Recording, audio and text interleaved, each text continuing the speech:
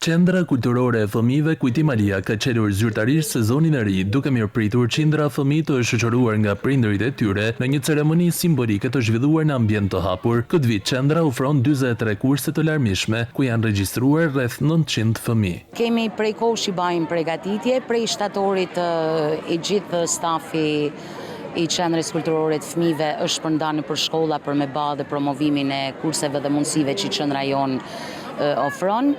Interesimi është shumë i madh, nuk është thjesht që kurset janë ofrohen pa pagesë dhe kjo fal mbështetjes të madhe të bashkisë që ofron këtë mundësi, por sigurisht edhe te cilësia dhe tek specialista gjithmonë më të mirë që qendra kulturore e fëmijëve Kujtim Alia ka pas.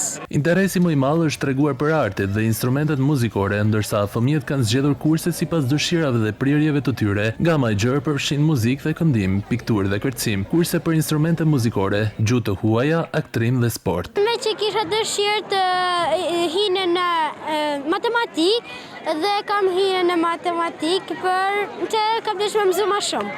Edhe volejbolin. Volejbolin, përse volejbolin? Të pëlqen sporti? Po.